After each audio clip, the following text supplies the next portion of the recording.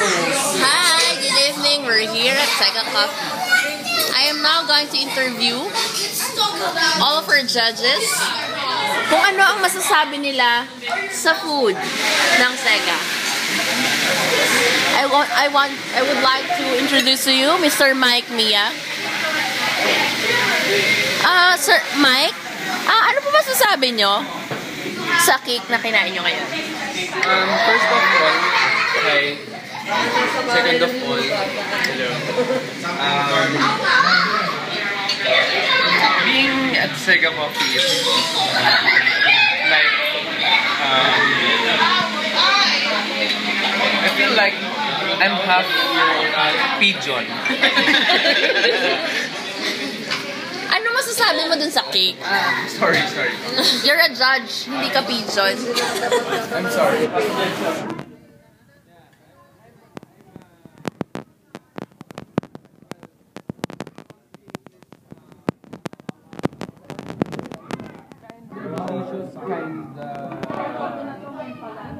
Disgusting. Okay. So for our next judge, see you later. For our next judge is I think it's not his. It's Harley. Lace. Sir, ano po masasabi niyo sa cake? First, yung sa cake niya, okay yung texture niya. Tsaka yung bawat ingredients na lalasahan, tamang-tama lang yung spice. Tsaka yung beef. Ang sarap. Ang sarap ng beef. Tsaka nag-level yung texture ng caramel tsaka ng onions. Tsaka yung chili. Yung chili tsaka yung ginger. Ang ganda ng cake niya. Tsaka yung citrusy taste na binigay nung mango. Citrusy siya. Citrusy. Wow, sir. Very well said. How about you, Kisha? Wow. Palakpakan po natin siya sa kanyang napakagandang komentaryo. Salamat, Judge Kisha. Punta naman po tayo kay Miss... Ikaw yung judge. Oh my gosh, naiyak siya. Yung gano'n, ang ganda.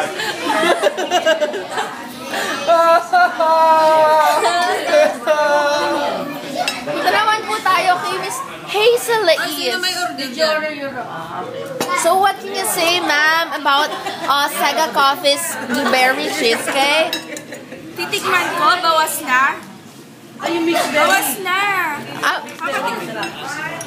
Magagalitan yung judge. Ano masasabi mo? Ano? When it comes to the texture?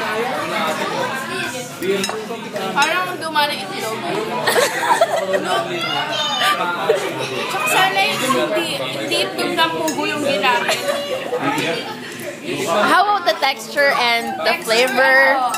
Okay lang. Parang siyang bakal eh. May mga iron fillings lang na konti. Tapos, Medyo nakakasulat lang. Kaya ko naman.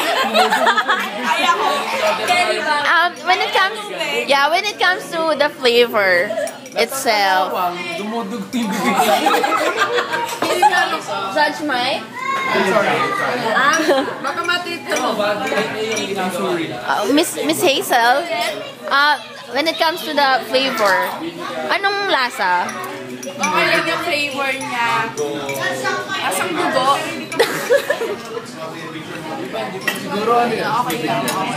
Okay, thank you very much for your overwhelming. Sa susunod, wag lalagay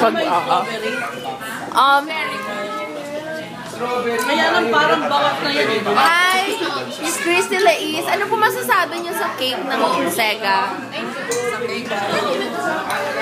Tama lang yung tamis. Nasa styro. Yun. Nasa style. Sabi ko. Kailan ka tumigim na? Wow. Thank you. How about you, Mr. Roddy? Ano po masasabi niyo sa cake ng asawa niyo?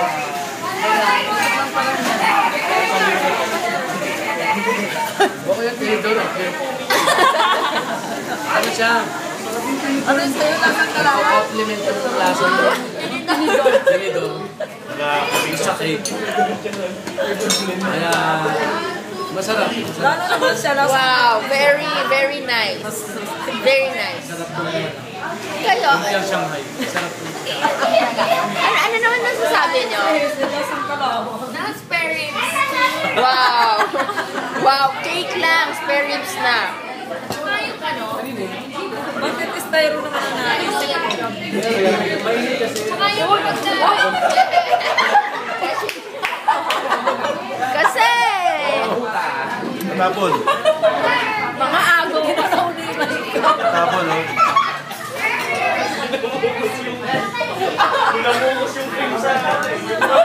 Ba, ikaw, ano masasabi mo?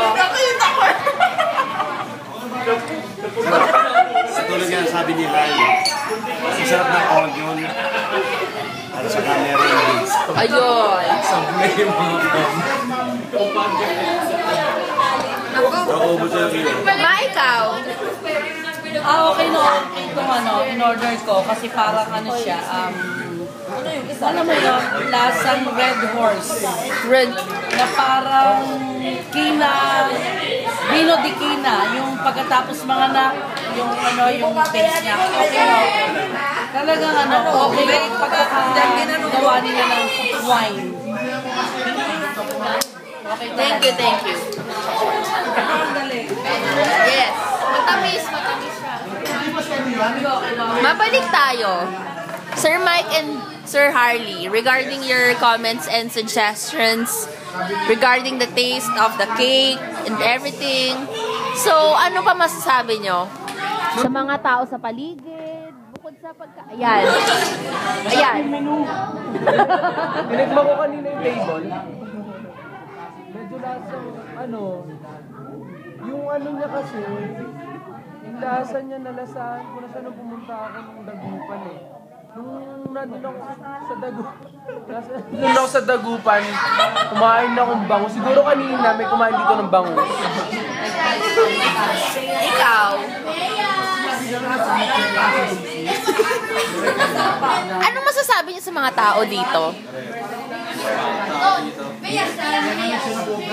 Normal lang. Wala namang special.